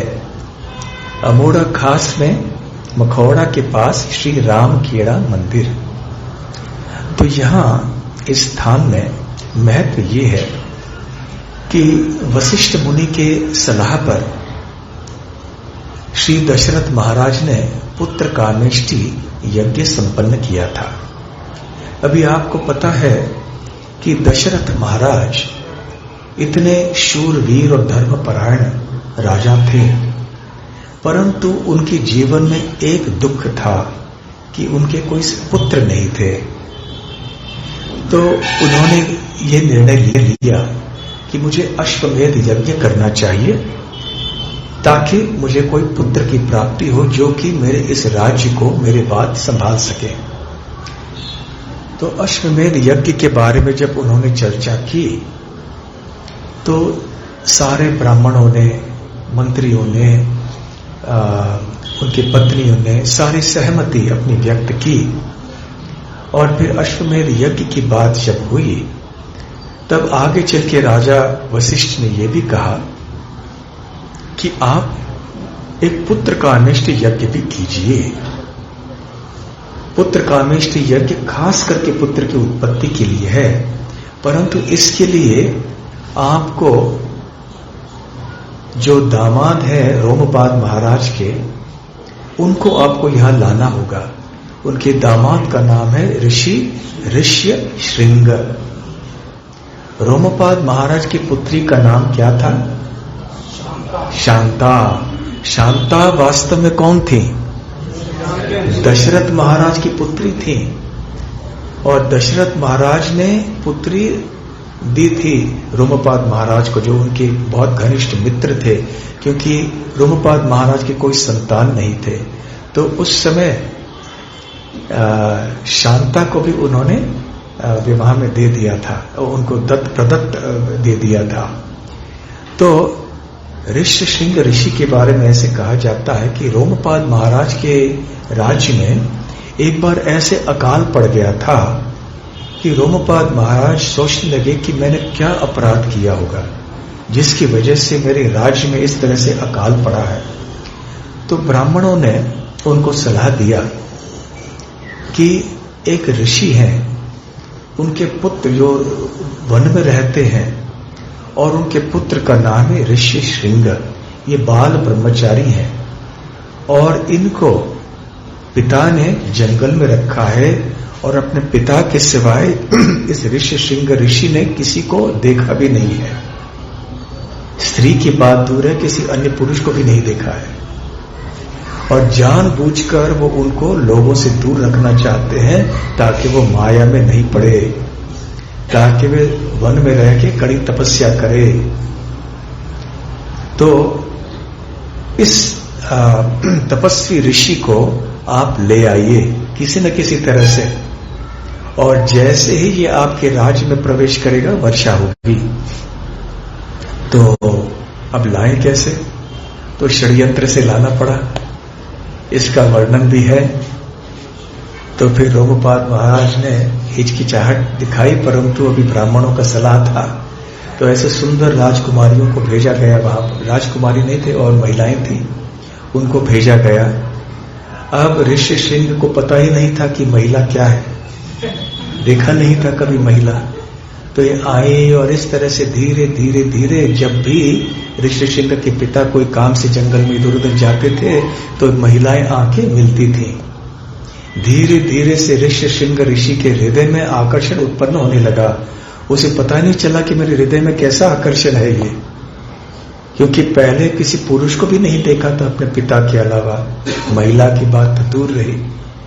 फिर उनके मीठे वचनों से इन महिलाओं ने ऋषि श्रृंग ऋषि को एक बार बाहर ले जाके वन के बाहर राजा रोमपाद के राज्य में प्रवेश करवाया। जैसे ही ऋषि श्रृंग ऋषि वहां आया, वर्षा होने लगी। और फिर विवाह ऋषि श्रृंग ऋषि का हुआ रोमपाद के महाराज के पुत्री से, शांता से। तो ये इतिहास है। तो जब दशरथ महाराज अभी ये पुत्र कामेष्टि यज्ञ करना चाहते थे, तो सबने कहा कि आपको ये ऋष्य श्रृंग ऋषि को बुलाना चाहिए। तो फिर ऋषि श्रृंग ऋषि आए रोमपाद महाराज के राज्य से, और वहां पर सरयू नदी के तट पे, इसी स्थान पे, यहाँ पे ये पुत्र कामेष्टि यज्ञ आदि हुआ। और ऐसे बताया जाता है कि ऐसे यज्ञ आदि के लिए बहुत घी बड़ी मात्रा में आवश्यकता थी। आप जानते हैं कि सत्य युग में युग धर्म क्या था? ध्यान। त्रेता युग में युग धर्म क्या था? यज्ञ संपन्न करना। द्वापर युग में अर्चा विग्रह की सेवा करना, और कलयुग में पैसे बनाना। ऐसा गलती हो गई। कलयुग में युग धर्म है हरिनाम संकीर्तन। तो त्रेता युग की बात है, श्री राम त्रेता युग में आए थे। तो ऐसे बताया जाता है कि अयोध्या से एक बहुत बड़ी नाली बनी केवल घी के लिए। तो कल्पना कीजिए कितनी घी की आवश्यकता थी उस समय। जैसे पानी बहता है नाली में, नदियां हैं, वैसे घी की नाली चल रही थी। और फिर वहां पे इस स्थान में, मखौड़ा धाम नाम के स्थान में, ये सारा यज्ञ वहां पे संपन्न हो गया। ऐसे बताया जाता है कि जब अयोध्या धाम की 84 कोस की परिक्रमा होती है तो यहां से शुरू करते हैं और यहां पे ही समाप्त करते हैं। और ऐसे भी यहां पास में एक राम रेखा मंदिर है। ऐसे बताया जाता है कि श्री राम ने वहां पे तीर चलाई थी, क्योंकि वहां जितने भी लोग थे प्यासे थे, तो उनके प्यास बुझाने के लिए उन्होंने तीर छोड़ दी और वहां भूमि के अंदर से बहुत शीतल और मीठा जल उत्पन्न हुआ, जिसका पान वो सारे लोग कर सके। तो थोड़े दर्शन करते हैं, नहीं दृश्य दिखाया आपको? हाँ, तो एक ही चित्र है, ठीक है। अब हम आते हैं जल्दी से वाल्मीकि रामायण भवन में। हाँ दिखाइए। इस भवन में वास्तव में जितने भी श्लोक हैं वाल्मीकि रामायण के 24,000 श्लोक, इनका शिलालेख है। और जो संगमरमर है वहां पे मार्बल, उसके ऊपर ये अंकित हैं सारे श्लोक। तो यहाँ पे वाल्मीकि मुनि हैं और आप देखेंगे वहां श्री राम की मूर्ति भी है। लव और कुश है, वाल्मीकि साहब के साथ में लव और कुश यहाँ पे खड़े हैं, ठीक है। और यहाँ पे बहुत सारे संस्कृत ग्रंथ हैं और राम नाम का एक बैंक है। ये बहुत सारे बैंक है ना जिसमें हम पैसा जमा करते हैं, तो ऐसे राम नाम का बैंक, तो बहुत श्रद्धालु भक्तों ने लिखे हुए राम नाम, ये जितने भी किताबें हैं वो सब यहाँ पे रखे हुए हैं। हम लोग भी पहले ऐसे करते थे, मुझे याद है, अभी अनेक वर्षों से ऐसे नहीं किया। हम लोग पहले जब हम भक्त बने थे तो ये हरे कृष्ण महामंत्र का बैंक हमने शुरू किया था। तो भक्तों को हम लोग किताबें बांटते थे, कोई स्पॉन्सर करते थे ऐसी किताबें, और हरे कृष्ण महामंत्र का पहला लाइन ऊपर छपा हुआ होता था, और जो श्रद्धालु भक्त उसके नीचे नीचे पूरा हरे कृष्ण महामंत्र लिखते थे, जितने भी लाइन थे सारे किताबों को भर लेते थे, फिर आके दे देते थे। फिर उनके खाते में हरिनाम बैंक में उनका नाम लग जाता था। तो ऐसे लोग बहुत धनी बन गए। ये वास्तविक धन है। ये पैसे सोना चांदी का धन क्या है, थोड़े दिनों के लिए रहेगा फिर समाप्त हो जाएगा। तो खैर ये वाल्मीकि रामायण भवन है। खैर देखिए, और थोड़े दृश्य यहाँ पे, ये जो श्लोक हैं वो यहाँ पर इस प्रकार से अंकित हैं। और ठीक है, अभी हम आएंगे एक बहुत महत्वपूर्ण स्थान पे, सहस्त्रधारा में लक्ष्मण किला मंदिर। लक्ष्मण किला, ये सहस्त्रधारा तीर्थ है। ये लगभग राम जन्मभूमि से 2 किलोमीटर की दूरी पे है। और अयोध्या महात्म्य में वर्णन है कि कैसे यह सहस्त्रधारा तीर्थ का उद्गम हुआ था। परंतु खैर, इस स्थान का महत्व इसमें है कि यहाँ पे श्री लक्ष्मण जी का तिरोभाव हुआ था। लक्ष्मण जी ने अपने प्रकट लीलाओं को समाप्त किया था और स्वधाम लौट के गए थे। तो इसके पीछे वाल्मीकि रामायण में भी ये कथा इस प्रकार से है। जब श्री राम राजा बने अयोध्या के, 11,000 वर्षों तक उन्होंने राज्य किया। उसके बाद ब्रह्मा जी श्री राम को याद दिलाना चाहते थे कि हे प्रभु, जिस उद्देश्य की पूर्ति के लिए, जिस उद्देश्य के लिए आप यहां पर आए थे वो पूर्ण हो चुका है। तो यदि आप चाहें तो आप स्वधाम लौट के जा सकते हैं। क्योंकि भगवान के जो अवतार होते हैं विशेष कार्यों को संपन्न करने के लिए होते हैं। भगवान उन कार्यों को जब पूर्ण करते हैं तो स्वधाम चले जाते हैं। तो भगवान अपनी लीलाओं में इतने मग्न हो जाते हैं, ब्रह्मा जी सोचते हैं कि कभी कभी याद दिलाना पड़ता है, क्योंकि भगवान भी अपनी लीलाओं में, अपनी भूमिका में भाव विभोर हो जाते हैं। तो फिर उन्होंने क्या किया, ब्रह्मा जी ने मूर्तिमान काल को भेजा कि आप जाकर भगवान को याद दिलाओ कि लीलाओं का समय समाप्त हो चुका है और यदि आप चाहें तो आप लौट के जा सकते हैं, परंतु आप पूर्ण स्वतंत्र भगवान हैं। यदि आप रहना भी चाहो तो रह जाइए। वैसे भगवान आना चाहते हैं, जाना चाहते हैं, कौन क्या कर सकता है उसके बारे में। भगवान तो पूर्ण स्वतंत्र, पूर्ण शक्तिमान है, जब चाहे आ सकते हैं, जब चाहे जा सकते हैं। फिर भी ब्रह्मा जी ने ऐसे काल को भेजा। काल ने एक ऋषि का रूप स्वीकार करके श्री राम के पास आए और कहा कि मैं आपसे एकांत में बात करना चाहता हूं और हमारा जो वार्तालाप है किसी और को सुनना नहीं चाहिए, नहीं तो उसकी मृत्यु होगी। तो श्री राम ने लक्ष्मण से कहा कि लक्ष्मण, अभी मैं इस मुनि से अकेले में बात करूंगा, आप दरवाजे पे रहो और किसी को भी अंदर नहीं छोड़ो, क्योंकि यदि कोई अंदर आएगा तो उसकी मृत्यु हो जाएगी। तो लक्ष्मण वहां पे द्वार पे खड़े रहे। उधर जैसे श्री राम और काल, मूर्तिमान काल की बातचीत हो रही थी, तो जैसे ब्रह्मा जी ने कुछ कहा था वैसे ही बातचीत हो रही होगी। उधर कौन आए दरवाजे पर? दुर्वासा मुनि। और दुर्वासा मुनि के बारे में आप जानते हैं कि उनका क्रोध कितना है, जल्दी से क्रोधित हो जाते हैं। तो वो लक्ष्मण के पास आए, कहने लगे मुझे राम से मिलना है। तो लक्ष्मण ने कहा कि देखिए मुनिवर, आप कृपया थोड़ी देर के लिए यहाँ पे विराजिए, क्योंकि राम ने बताया है कि वो एक ऋषि के साथ बैठे हुए हैं और किसी अन्य व्यक्ति को अंदर नहीं जाना चाहिए, उन्होंने ऐसे आदेश दिया है मुझे। तो दुर्वासा मुनि को गुस्सा आया। लक्ष्मण, इसी क्षण यदि तुमने अंदर जाके राम को संदेश नहीं दिया कि मैं यहां पर बाहर राह देख रहा हूं, तो मैं सारे अयोध्या और अयोध्या के निवासियों को जला डालूंगा। अब ये धर्म संकट बड़ा हो गया लक्ष्मण के लिए कि क्या किया जा सके। एक और श्री राम का आदेश है और यदि राम का आदेश पालन नहीं करेंगे तो मृत्यु हो जाएगी। दूसरी ओर अब दुर्वासा मुनि कह रहे हैं कि मुझे अंदर नहीं छोड़ोगे तो सारे अयोध्या का विध्वंस कर दूंगा मैं।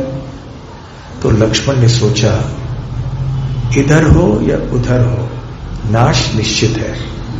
दूसरे शब्दों में अब समय आ गया है कि मेरी लीलाओं को मुझे समाप्त करना है।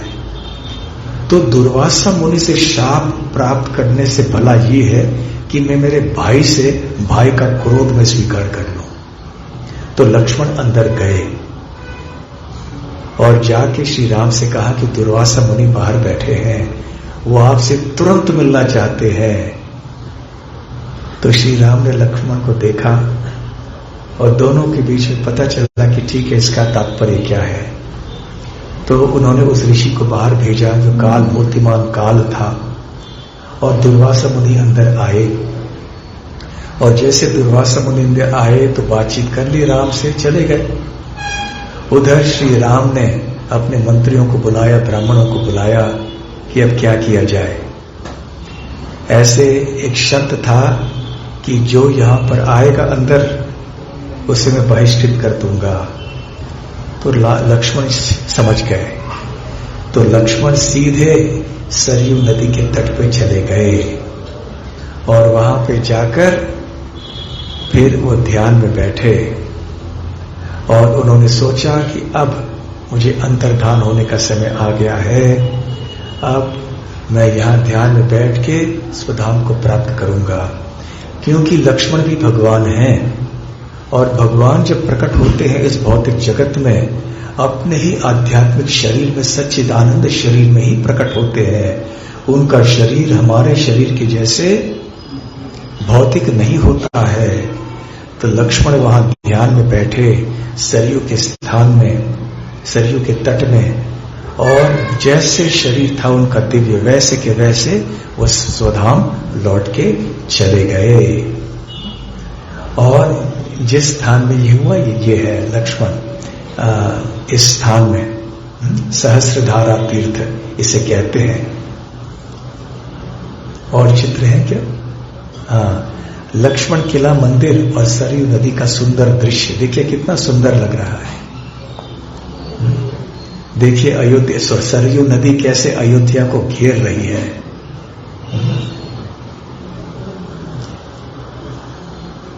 ठीक है, अभी जब हमने बात की लक्ष्मण के तिरुभाव की, तो अब बात करनी चाहिए श्री राम के तिरुभाव की और अयोध्या के निवासियों की तिरुभाव की, कि वो वापस साकेत अयोध्या कैसे चले गए। तो ये घटना हुई गुप्तर घाट में। अब ऐसे बताया जाता है कि यहां पर श्री राम का तिरुभाव हुआ। ये स्थान लगभग अयोध्या से 10 किलोमीटर की दूरी पे है, सरयू नदी के तट पे है। जब लक्ष्मण ने इसका तिरुभाव ऐसे हुआ, तो आगे चल के श्री राम भी सोच रहे थे कि मुझे क्या करना चाहिए। उधर स्कंद पुराण में वर्णन है कि गुप्तर घाट की महिमा के बारे में सुनना चाहते थे व्यासदेव, तो उन्होंने अगस्त्य मुनि से पूछा। तो अगस्त्य मुनि ने इस प्रकार से उत्तर दिया। और हुआ ये कि लक्ष्मण के तिरुभाव के बाद श्री राम सोच रहे थे कि मुझे भी राज सिंहासन त्यागना चाहिए और भरत को राज सिंहासन पर बिठाना चाहिए। तो श्री रामचंद्र ने भरत को बुलाया और कहा कि मैं पुनः वनवास में जाना चाहता हूं, क्योंकि मैं राज को त्यागना चाहता हूं अभी, तो आप यहां पे राज सिंहासन पर बैठ के राज्य करो। तो भरत ने कहा कि नहीं, मैं आपके पीछे पीछे वन में आऊंगा। उसके बाद में फिर श्री राम ने अपने पुत्रों को राज सिंहासन पर बिठाया, लव और कुश। कुश को उन्होंने अपने राज्य का उत्तरी भाग प्रदान किया और लव को दक्षिणी भाग प्रदान किया। तो सारे अयोध्या के निवासियों ने जब सुनी ये बात कि अभी श्री राम सब कुछ त्याग कर अब वन में प्रस्थान करने जा रहे हैं, तो उन्होंने सोचा कि हम भी उनके पीछे पीछे चलेंगे, क्योंकि हम श्री राम के बिना नहीं रह सकते हैं यहां पर। तो सारे अयोध्या के निवासी वहां श्री राम के पीछे पीछे आने लगे। लक्ष्मण तो थे ही, शत्रुघ्न भी आ गए। और जैसे जैसे आगे वो चले गए, सरयू नदी की ओर आगे बढ़ने लगे, तो उधर पहले राम, भरत, शत्रुघ्न इत्यादि थे, फिर सारे ऋषि मुनि और जो ब्राह्मण थे अयोध्या के, उसके पीछे और जितने भी प्रजा थी वो सब आ रहे थे। और इतना ही नहीं, अयोध्या में भी जितने सारे पशु पक्षी प्राणी थे वो भी श्री राम के पीछे पीछे आने लगे। और ऐसे जब पहुंचे सरयू नदी में, उस समय राम वहां पर रुके। ब्रह्मा जी देवताओं के साथ में वहां पर प्रकट हुए, और जैसे ब्रह्मा जी आदि आए तो आसमान में ऐसे उजाला फैल गया, प्रकाश फैल गया। और ब्रह्मा जी ने फिर भगवान श्री राम की स्तुति करना प्रारंभ किया और उन्होंने कहा कि हे भगवान श्री राम, अभी आपके पृथ्वी पर किए जाने वाले दिव्य लीलाओं को आप समाप्त करने की तैयारी में हैं और आपके धाम में लौटने की तैयारी आप कर रहे हैं। आपका जो शरीर है दिव्य है, अपरिवर्तनशील है, सदैव सच्चिदानंद है। आप ही हैं जो संपूर्ण सृष्टि के उद्गम हैं और आधार भी हैं। आप केवल हम सब के ऊपर कृपा करने के लिए, पृथ्वी का बोझ कम करने के लिए प्रकट हुए थे। हम आपके चरण कमलों में बार-बार प्रणाम करते हैं। और इस तरह से श्री राम और अयोध्या के निवासी सरयू में प्रविष्ट हुए। जैसे जैसे सरयू नदी में प्रवेश कर गए तो सीधे अपने धाम चले गए, और उनके साथ साथ जितने भी उनके भक्त थे, अयोध्या के निवासी थे, वो भी अयोध्या लौट के चले गए। इस प्रकार से भगवान श्री राम ने अपने प्रिय अयोध्या निवासियों को भी साथ में ले लिया अयोध्या धाम से। तो ये स्थान है जहां पर श्री राम और अयोध्या वासियों का तिरुभाव हुआ। हाँ, कोई और चित्र है तो दिखाइए। और एक ही चित्र है, ठीक है। यहाँ जो विग्रह है सीताराम लक्ष्मण के, वो इस स्थान में है। और ठीक है, अभी संक्षेप में मणि पर्वत और सीता कुंड की बात करते हैं। मणि पर्वत, वैसे उस स्थान में कोई पर्वत नहीं है, नदी के तट में है ना, तो साधारणतः नदी के तट में ऐसे पर्वत आदि नहीं होता है अयोध्या में, परंतु यहाँ पे एक पर्वत है। तो ये पर्वत क्या है?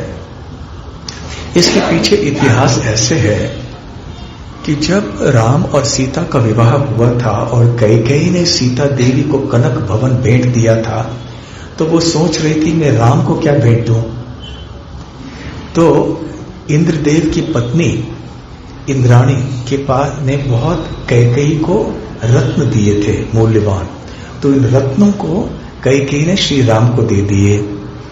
तो श्री राम ने उधर ये जो रत्न है वो उन्होंने सोचा कि मैं क्या करूंगा इन रत्नों के साथ में, तो उन्होंने इनको दे दिया भरत को। भरत ने आगे दिया लक्ष्मण को, लक्ष्मण ने दे दिया शत्रुघ्न को। सब ने कहा मैं क्या करूंगा इनसे। फिर आगे शत्रुघ्न ने जाके फिर सीता देवी के चरण कमल में रख दिया। तो सीता देवी ने फिर जाके राम से कहा, राम ने जाके फिर दशरथ महाराज को, ये कैकेयी माता ने जाके दशरथ महाराज को दिखाए, कहा ये सारे रत्न हैं, अब ये शायद मिले थे उस समय, परंतु अभी हमें रत्नों का कुछ प्रयोग करना चाहिए, हम इनको गूंथ के अच्छी तरह से रखना चाहिए। उधर सीता देवी की कृपा से जनकपुर में जहां उनका जन्म हुआ था, वहां पे ढेर सारे रत्न ऐसे उत्पन्न होने लगे। तो जनक महाराज ने ये सारे रत्न यहां पर भेज दिए और इतने सारे रत्न हो गए कि ये पहाड़ बन गया, उससे ये मणि पर्वत हो गया। और एक लीला है इस मणि पर्वत के पीछे कि एक बार जब श्री राम को सीता देवी ने पूछा कि यहाँ कोई ऐसे एक दिव्य स्थान चाहिए, तो श्री राम ने उस समय वैकुंठ से गरुड़ जी से कहा कि वैकुंठ से आप पहाड़ ले आइए। तो गरुड़ जी ने एक पहाड़ लाया जो वैकुंठ का इलाका था और अयोध्या में स्थापित किया। तो यही है वो मणि पर्वत। और इस मणि पर्वत को ऊपर कई सीढ़ियां हैं, वहां ऊपर जाना पड़ता है। और साथ साथ में भी ये देखिए सीताराम लक्ष्मण मंदिर है वहां पे, और पास में सीता कुंड भी है जहां पर सीता देवी स्नान करती थी। जिस तरह से राम सरयू नदी में प्रतिदिन स्नान किया करते थे, सीता देवी इस सीता कुंड में प्रतिदिन स्नान किया करती थी। और इस कुंड का उल्लेख स्कंद पुराण में है अगस्त्य ऋषि के द्वारा। और जल्दी से थोड़ा कर लेते हैं, नागेश्वर नाथ मंदिर चित्र दिखाइए। एक बार कुश राम के पुत्र सरयू में स्नान कर रहे थे, उनका जो कंगन है वो नीचे गिर गया जल में। तो एक नाग थी वहां पे, नागलोक की निवासी नाग कन्या, इसका नाम था कुमुदिनी। उसने वो कंगन वो अपने नागलोक में ले गई। तो कुश को जब समझ में आया तो नागलोक के निवासियों के प्रति युद्ध किया। नागलोक के निवासियों ने फिर शिव जी का शरण ग्रहण किया। जब शिव जी प्रकट हुए तो कुश बहुत प्रसन्न हो गए और उन्होंने निवेदन किया शिव जी से, कृपया आप यहीं पे विराजिए। इस प्रकार से भगवान शिव जो भगवान के हर एक धाम में रहते हैं, अयोध्या में उनके लिए स्थान नहीं था, इसलिए अब एक स्थान बन गया। अयोध्या में भी वो अभी भगवान राम की लीलाओं को देख सकते थे। ठीक है, आगे हमारे अंतर्राष्ट्रीय श्री कृष्ण भावनामृत संघ का मंदिर भी आगे चले, वहां पर भी है। तो आप सब वहां जाएंगे तो अवश्य हमारे इस्कॉन मंदिर में भी जाइए। आगे सप्त हरि मंदिर हैं, 7 हरि मंदिर, इनमें से 2 अभी नहीं दिखाई पड़ते। इनमें और एक है जो सरयू नदी के प्रवाह में बह के गया, और बचे 4 मंदिर। नहीं, बस इतना ही है। वहां पे हम और चर्चा नहीं करेंगे समय की कमी के कारण। तो फिर भी हम इनके नाम बता देते हैं आपको। गुप्तहरि, चक्रहरि, विष्णुहरि, चंद्रहरि, बिल्वहरि, धर्महरि और पुण्यहरि। इनमें से केवल 4 अभी बचे हैं, ठीक है। और आगे चल के दशरथ महाराज की समाधि, जहां उनके अंतिम संस्कार हुए थे, वहां भी एक मंदिर है। और आगे सूर्य कुंड है। सूर्यदेव के वंश में ही तो श्री राम प्रकट हुए ना। तो एक बार सूर्यदेव सोच रहे थे, जब मेरे वंश में प्रकट हुए हैं तो मैं भगवान का दर्शन करना चाहता हूं।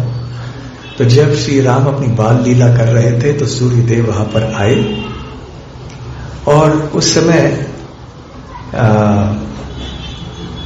क्योंकि उनको थोड़ा रुकना पड़ा श्री राम को देखने के लिए, तो उस समय संपूर्ण सृष्टि रुक गई। अब सृष्टि ज्यादा देर के लिए रुक तो नहीं सकती है, इसलिए श्री राम को जल्दी से दर्शन देना पड़ा सूर्यदेव को। और वैसे भी ये सूर्यवंशी जितने भी राजा थे वो चाहते थे कि हमारे पूर्वज सूर्यदेव के मंदिर यहाँ पे होने चाहिए। तो इसलिए फिर यह एक छोटा सा सूर्यदेव का मंदिर है। और इक्ष्वाकु वंश के सदस्य राजा यहाँ पर सूर्यदेव की उपासना करते हैं। तो इस सूर्य कुंड का वर्णन भी स्कंद पुराण के अयोध्या महात्म्य में पाया जाता है। और ऐसे थोड़े जगह है, वशिष्ठ कुंड, जहां पे कुल गुरु वशिष्ठ का स्थान है। आगे चल के सुग्रीव किला, जहां पर सुग्रीव रहते थे जब वो अयोध्या में आए।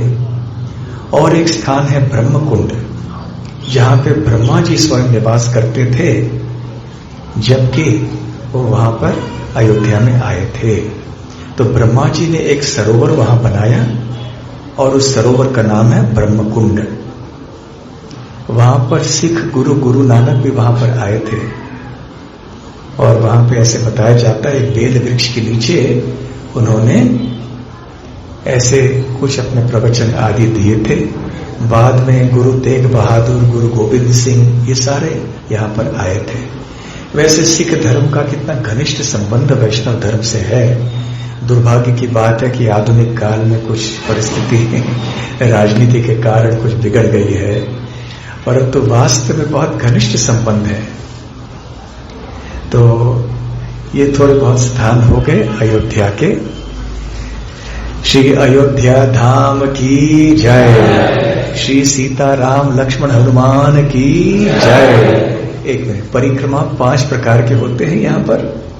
सबसे छोटी परिक्रमा है अंतर्गृही परिक्रमा, फिर रामकोट की परिक्रमा, 5 क्रोशी यात्रा, 14 क्रोशी यात्रा और 84 क्रोशी यात्रा। तो जिनके पास समय है वो लंबी यात्रा भी कर सकते हैं, 84 कोसी यात्रा। जिनके पास समय कम है वो छोटी परिक्रमा कर सकते हैं। तो आज के दिन हम अयोध्या की यात्रा करके अभी फिर से धारवाड़ आ गए हैं। हरे कृष्णा। श्री सीताराम लक्ष्मण हनुमान की जय। श्री अयोध्या धाम की जय। श्री राम नवमी महोत्सव की जय। गौर प्रेमानंदे। श्रील प्रभुपाद की जय।